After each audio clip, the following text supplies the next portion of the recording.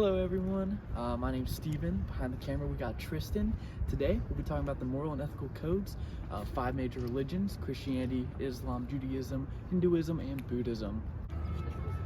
Alright, first up we got Christianity. Some of the main principles are love, forgiveness, compassion, integrity, humility, and honesty. Now, some of the other principles that Christians go off of are the 10 Commandments, but I'll be getting into that later in Judaism. Two of the other main principles, especially with Jesus' teachings, are the greatest commandment and the golden rule. Now, the greatest commandment, that entails that you love God with your whole heart, soul, mind, and body, and love thy neighbor as thyself. And then for the golden rule, treat others as you want to be treated. Let's look at an example of that. Yo, I like your outfit. Thanks, man. Alright, so next up, we got Islam.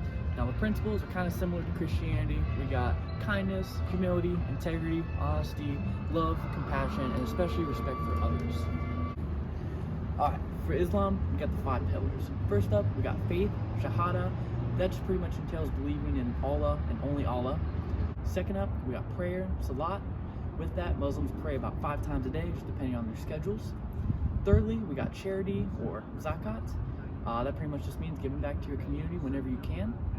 Fourthly, we got fasting, or Som. Usually that's done during the holy month of Ramadan. Lastly, we got pilgrimage, or Hajj. With that, Muslims try and visit Mecca at least once in their lifetime if they can, since this is the main staple of the Islamic faith. Alright, so thirdly, we got Judaism. Judaism and Christianity share a lot of common principles, as you might recognize, but Judaism branches off.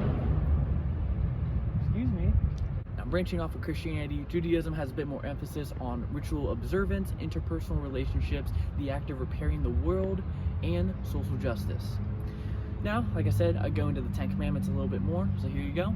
Thou shalt not have any other God before me. Thou shalt not make unto thee graven image of thy Lord. Thou shalt not take the name of the Lord thy God in vain. Remember the Sabbath day, keep it holy. Honor thy mother and thy father. Thou shalt not kill. Thou shalt not commit adultery. Thou shalt not steal. Thou shalt not bear false witness against thy neighbor. And finally, thou shalt not covet, which just means don't show jealousy. Let's take a look at that one.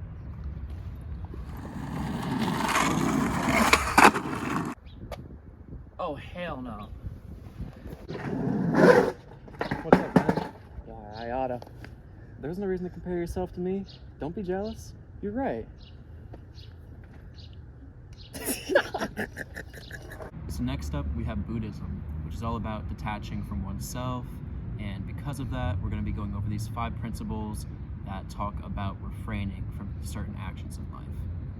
So the first principle is Panati Pata Vermani. What this is all about is basically refraining from taking another life, whether that's human or even a bug on the sidewalk. This is all about nonviolence and compassion towards all living creatures. Our next principle is Adinadana Vermani. This is all about refraining from taking that which is not yours. It promotes honesty and integrity in one's character. This next principle is Kamesu Mikakara Vermani. This is all about refraining from sexual misconduct, which is really all about respecting one's rights and well-being in sexual conduct. Yeah. Our fourth principle is Musavada Vermani. This is all about refraining from any sort of harmful or false speech, whether it's lying, slander, etc. Ooh. Our fifth and final principle of Buddhism is Surame Rayamaja Pam Dathana Vermani. It's a mouthful, I know. This principle is all about refraining from intoxicants that can cloud your mind. So all this is about is keeping a clean conscience, clear mindfulness, and yeah, that's the end for Buddhism. So we're gonna cut over to a little example now. Yeah, dude. Check this out. What is that? Got some tea with some THC and psilocybin infused in it. It slaps really hard. You want some? Nah, man, not for me. Trying to keep a clear conscience. Reese's Pieces. Finally, we have Hinduism. Hinduism is all about fulfilling one's duty in life. And so all these principles pretty much guide one in doing that. First up, we have Dharma. We all know this one. This is all about duty, moral law, and righteousness. Secondly, we have ahimsa. Ahimsa is very similar to Buddhism in the sense that it's all about nonviolence. Same exact thing.